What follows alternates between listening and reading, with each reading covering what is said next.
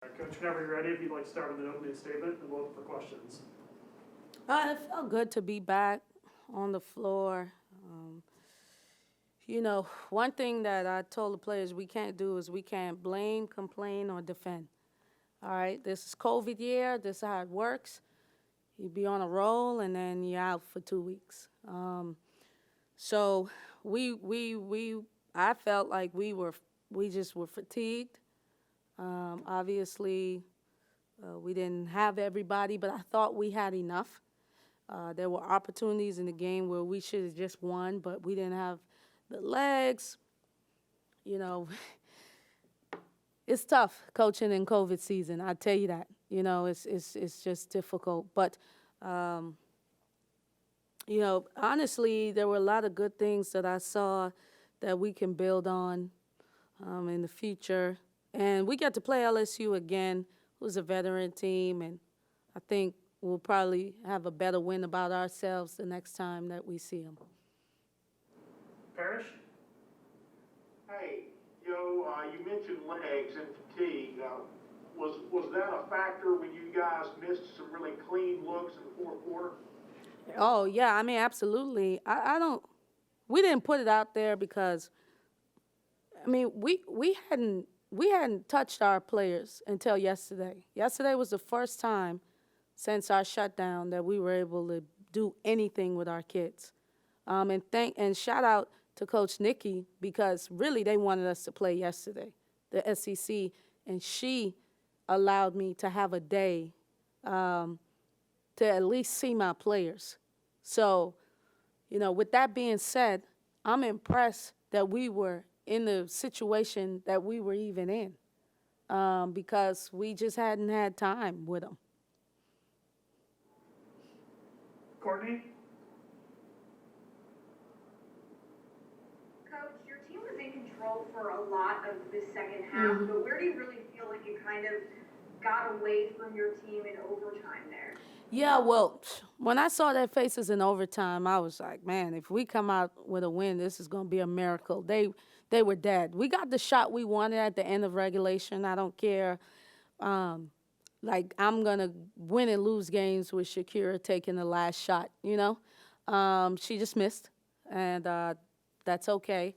But when we went into overtime, they had the momentum, and they were ready to go. And she was smart. I mean, she played 11 kids, so she made sure that they were able to play, and we just didn't have it in us to finish out the game. And then Netta not being in there and getting in foul trouble, these are all things we have to work through, Listen, we had opportunities to win. And I mean, anybody that watched the game saw that. But we just have to get back into our rhythm and our groove as we continue to play. Just a quick follow-up. You knew that depth was going to be an issue this season. Just being in that situation today where you were low on players and you're in foul trouble, but what did that really teach you about your team and how they can handle that situation? Well, I think it taught me what I already knew. Like, this COVID season's tough. Here you are, and when we started the season, we had 14 players. 2 tore the ACL, and 5 did not play today. 5. That's tough. And then to add on to that, we didn't get to practice with them. So what I learned is I hope we don't ever have to pause again so that we could develop some type of rhythm and be able to play. I don't have any regrets. I would have to watch the film. Like, I don't know if I have regrets on my defensive calls or anything. I mean, they didn't shoot well from the 3.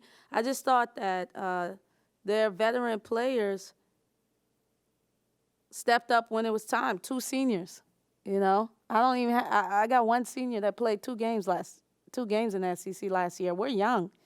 So we're learning, and we'll get better. Thank you. Thanks. Nick? First question, do you have any idea how many of those 5 girls are going to be back by Thursday? Nope.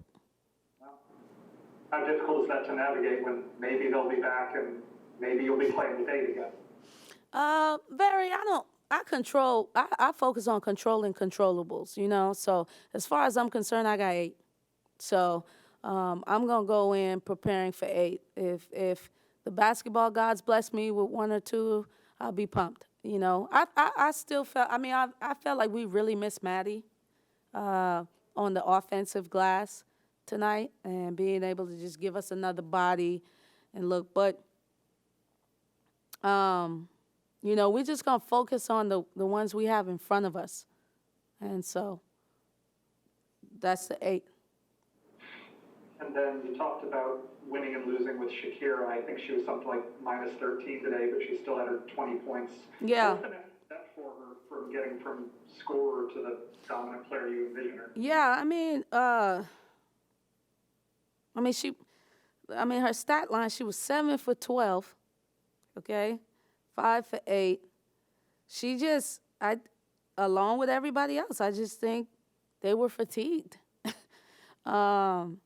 And I'll tell you this, when you are on pause, all right, you don't get to do anything. So it's not like you don't get to go eat at a restaurant. Like, you're in total isolation. So I kind of felt like we were mentally fatigued too.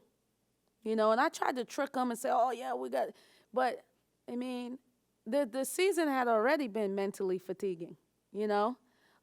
So I thought it was a little bit of both. I just think as she continues to play, she'll get in rhythm. She tried to do some things that she didn't need to do for us to win. A couple times she needed to pass it, she didn't. But you know what? We had a chance to win the game. And we hadn't practiced since the 19th. You know? And we had a chance to win the game. And I just think in order for us to pull it out, we're going to learn from this. I'm disappointed we didn't. I really wanted to get this one, so we're going to have to go down there and try to steal one. Any further questions? All right, thanks, Coach. Thank you.